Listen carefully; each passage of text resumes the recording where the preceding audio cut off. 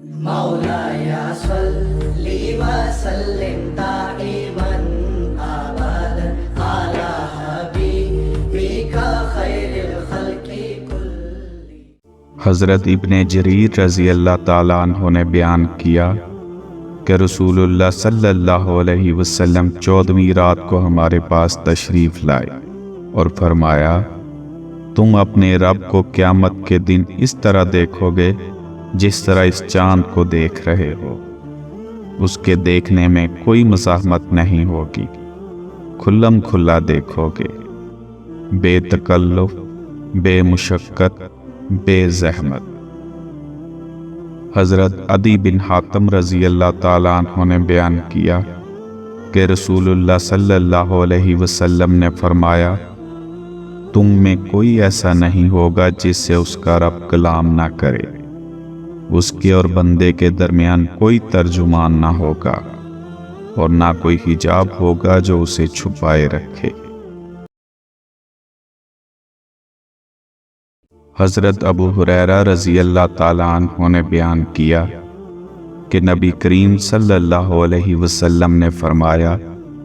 3 آدمی ایسے ہیں جن سے اللہ تعالیٰ قیامت کے دن بات نہیں کرے گا اور نہ ان کی طرف رحمت سے دیکھے گا۔ ایک وہ جس نے کسی سامان کے متعلق قسم کھائی کہ اسے اس نے اتنے میں خریدا ہے حالانکہ وہ جھوٹا ہے۔ دوسرا وہ شخص جس نے عصر کے بعد جھوٹی قسم اس لیے کھائی کہ کسی مسلمان کا مال ناحق مار لے۔ تیسرا وہ شخص جس نے ضرورت سے فالتو پانی مانگنے والے کو نہیں دیا، تو اللہ تعالیٰ قیامت کے دن اس سے کہے گا کہ جس طرح تو نے اس زائد ضرورت یعنی فالتو چیز سے دوسرے کو روکا جسے تیرے ہاتھوں نے بنایا بھی نہیں تھا، میں بھی تجھے اپنے فضل سے نہیں دوں گا۔ حضرت ابن عباس رضی اللہ تعالیٰ عنہ نے بیان کیا کہ ایک رات میں نے ام المومنین میمونہ رضی اللہ تعالیٰ عنہا کے گھر گزاری۔ اس رات نبی کریم صلی اللہ علیہ وسلم انہی کے پاس تھے۔ میرا مقصد رات میں نبی کریم صلی اللہ علیہ وسلم کی نماز دیکھنا تھا۔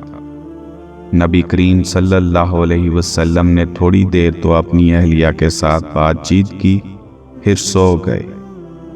جب رات کا آخری تہائی حصہ رہ گیا تو آپ اٹھ بیٹھے اور آسمان کی طرف دیکھ کر یہ آیت پڑھی،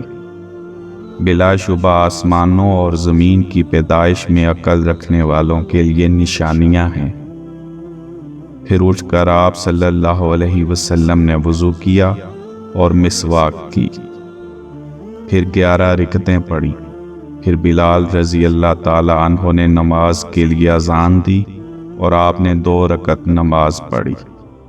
پھر باہر آ گئے اور لوگوں کو صبح کی نماز پڑھائی۔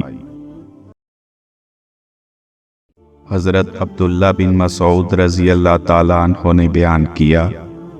کہ میں رسول اللہ صلی اللہ علیہ وسلم کے ساتھ مدینہ کے کھیت میں جا رہا تھا اور آپ صلی اللہ علیہ وسلم ایک کھجور کی چھڑی پر ٹیکا لیتے جاتے تھے۔ پھر آپ یہودیوں کی ایک جماعت سے گزرے تو ان میں سے بعض نے بعض سے کہا کہ ان سے روح کے متعلق پوچھو، اور بعض نے کہا کہ اس کے متعلق مت پوچھو۔ آخر انہوں نے پوچھا تو آپ چھڑی پر ٹیک لگا کر کھڑے ہو گئے اور میں آپ کے پیچھے تھا۔ میں نے سمجھ لیا کہ آپ پر وحی نازل ہو رہی ہے، چنانچہ آپ نے یہ آیت پڑھی جس کا ترجمہ ہے، اور لوگ آپ سے روح کے متعلق پوچھتے ہیں، کہہ دیجئے کہ روح میرے رب کے امر میں سے ہے اور تمہیں علم بہت تھوڑا دیا گیا ہے۔ اس پر بعض یہودیوں نے اپنے ساتھیوں سے کہا، ہم نے کہا نہ تھا کہ مت پوچھو۔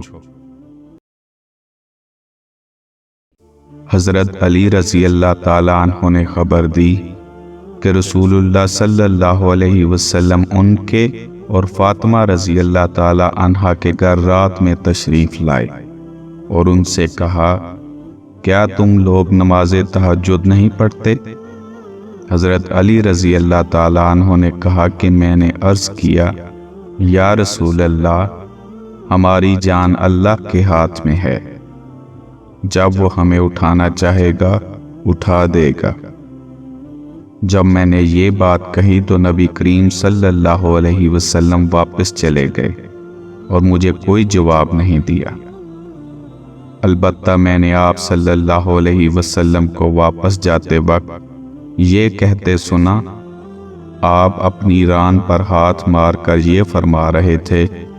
انسان بڑا ہی بحث کرنے والا ہے۔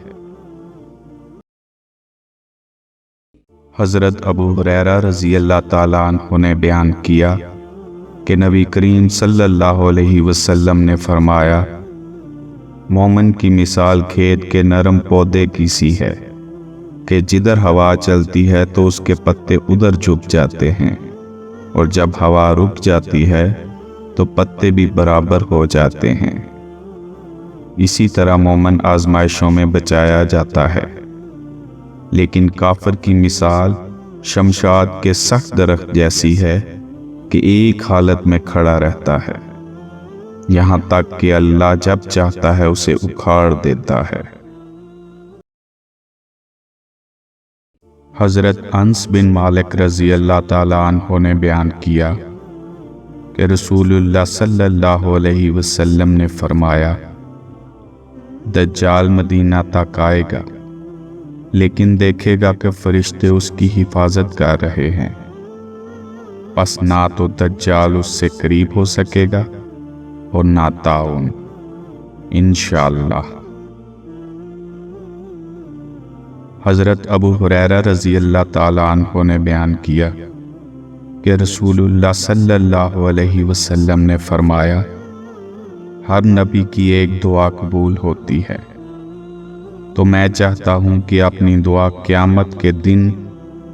اپنی امت کی شفاعت کے لیے محفوظ رکھوں۔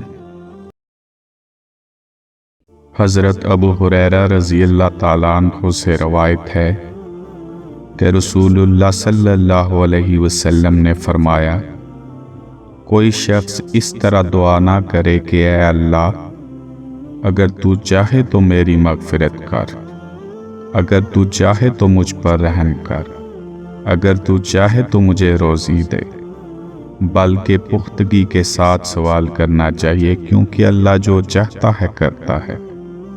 کوئی اس پر جبر کرنے والا نہیں۔ حضرت ابو ہریرہ رضی اللہ تعالیٰ عنہ بیان کرتے ہیں کہ رسول اللہ صلی اللہ علیہ وسلم نے فرمایا کہ اللہ تعالیٰ کسی بات کو اتنا متوجہ ہو کر نہیں سنتا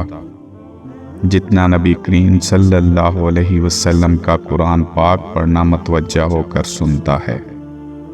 جو خوش آوازی سے اس کو پڑھتا ہے۔